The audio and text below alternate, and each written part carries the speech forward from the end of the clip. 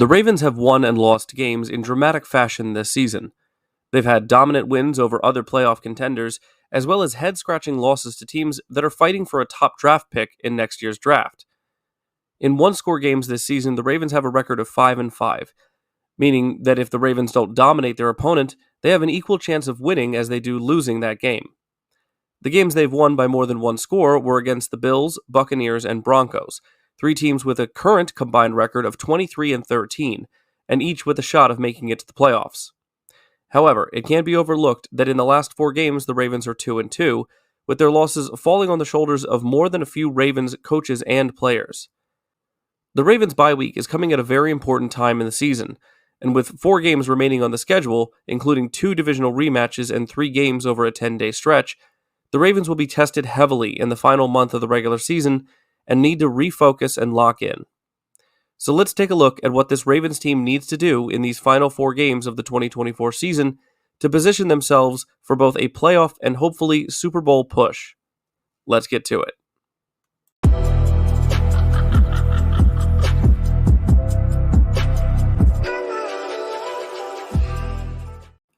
Welcome in everyone, this is Jordan with Ravens Flash Report. Go ahead and like the video if you think the Ravens still have what it takes to win it all this year. Subscribe if you're new for more Ravens content, and put your thoughts on what the Ravens need to do to finish strong this year down in the comments section below. If you truly are what your record says you are, then the Ravens are the 9th best team in the league, behind the Chiefs, Lions, Eagles, Bills, Vikings, Steelers, Packers, and, win percentage-wise, the Chargers. Now, the Ravens have, of course, beaten the Bills and the Chargers, but they have also seen them lose to the Chiefs, Eagles, and Steelers, so 9th place seems about right. In the early part of the season, we saw the extremes of this Ravens team and what they could be, both good and bad, but, as is often the case, many of those more extreme aspects have evened out, although some still hold true. The Ravens can put up some serious points this year, which is almost expected since Lamar has taken over, but still should be appreciated nonetheless. What has also been a fact, though, is that if the Ravens don't score close to 30 points, they don't win.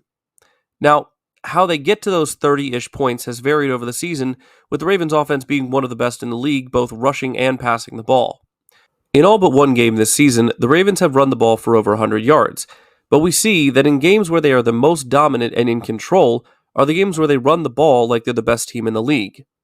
When the Ravens run the ball under 170 yards in a game, they are 2-4, meaning that if they can't establish the run, they have a tough time getting control of a game, and the offense isn't smooth or effective, as they are averaging only 26.3 points per game.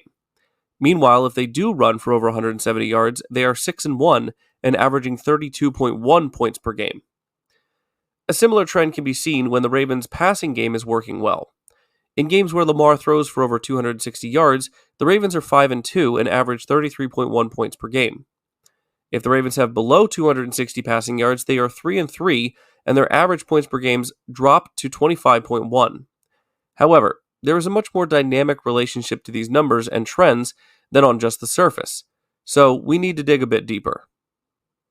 Now, most fans would assume that bigger passing and rushing numbers mean good things, and that is usually true, but looking at the relationship of those two numbers is very important.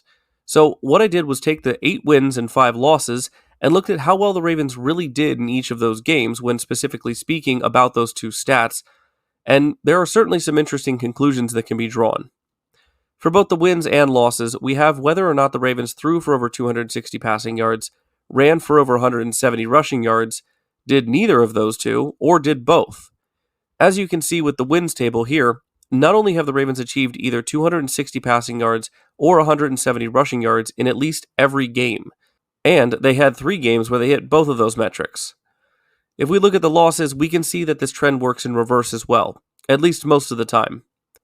Other than the loss to the Chiefs, where the Ravens did hit both their target passing and rushing yards, we see that only in the Browns game did Lamar throw for over 260 yards. We also see that only against the Chiefs did the Ravens rush for over 170 yards, further cementing a fact which we already knew, but also showcasing that the Ravens' pass game works better when the run game is working well too. The other side of the ball for the Ravens this season has been even more bipolar, something that has caused Ravens fans a lot of stress this season. The defense was terrible against the pass early in the year and is definitely the main reason we lost to the Raiders as well as the Browns. They were, in fact, up until this week, dead last in the league in passing yards allowed. With a new and unproven defensive coordinator, many assumed that there would be bumps and bruises early on in the season, as Orr familiarized himself with play calling and personnel usage. Unfortunately, major issues were not only evident but glaring well past mid-season. Even the Ravens front office seemed concerned with their new internal replacement of Mike Macdonald, choosing to bring in former defensive coordinator Dean Pease as a consultant. After the devastating effort in the loss against the Browns and the near collapse when facing the Bengals for the second time, it was evident that change was on the horizon. That change included cutting veteran safety Eddie Jackson and benching former star safety Marcus Williams. The change produced results immediately, as the Ravens have recorded 3 of their 5 lowest totals in passing yards allowed on the season over the last 3 games. There's also been a clear change in the defense's ability to limit their opponent's scoring, as those same 3 games were 3 of their 6 lowest in points allowed, including their 2 blowout wins against the Bills and the Broncos. One of the most important and obvious improvements this defense has seen since switching to their new safety duo of Kyle Hamilton and Barbarius Washington is their ability to stop teams on third down and get off the field. Stopping teams on third down was a huge problem for this defense before the change at safeties was made, and we can see several examples here where that impact is pretty apparent.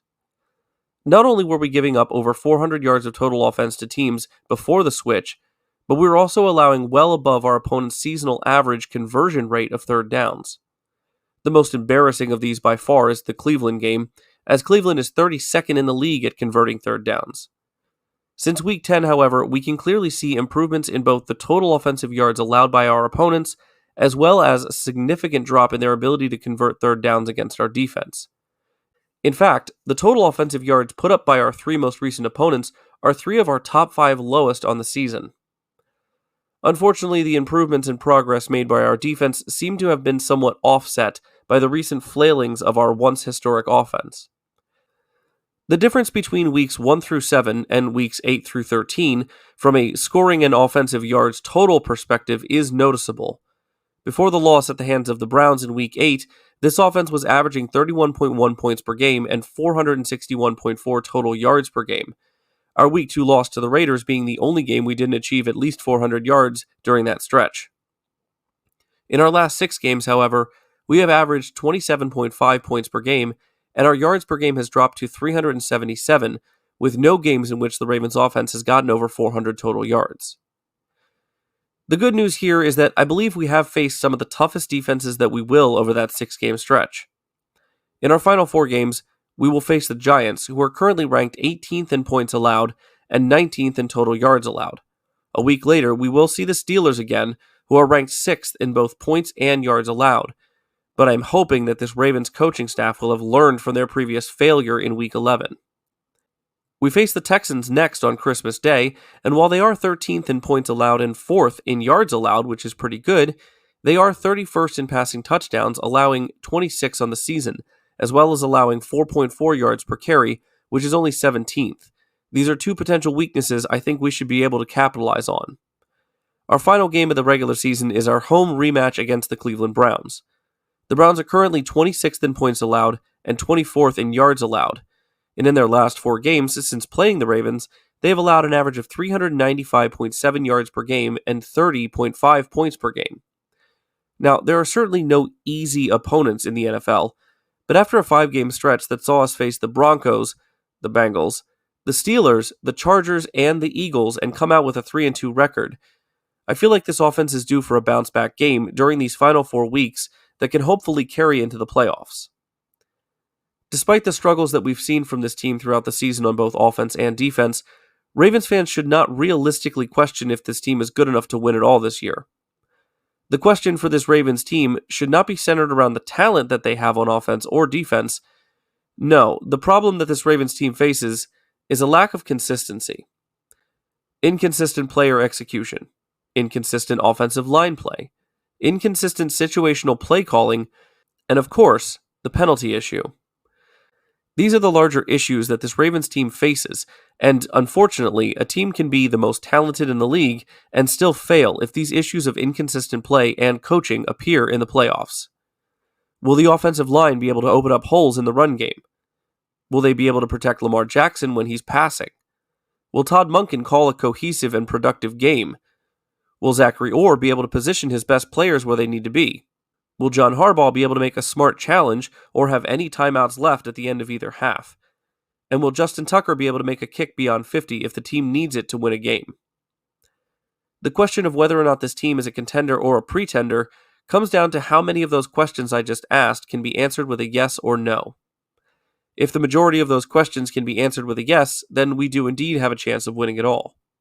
But if enough of those questions are answered with a no, then we're in for another disappointing early exit and a lot more difficult questions than the ones that I've posed in this video. Next week, I will not only have the preview video coming out for the Ravens versus the Giants, but I will also be attending the game in person in New York thanks to an early Christmas present from my wife.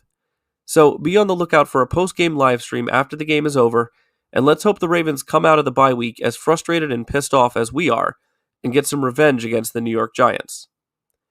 If you enjoyed this video and you're looking forward to the rest of the Ravens 2024 season, leave it a like. If you're new around here, subscribe. And don't forget to put your thoughts and opinions on this Ravens team down in the comments section below as they enter the final stretch of the regular season. As always, guys, stay safe out there and go Ravens.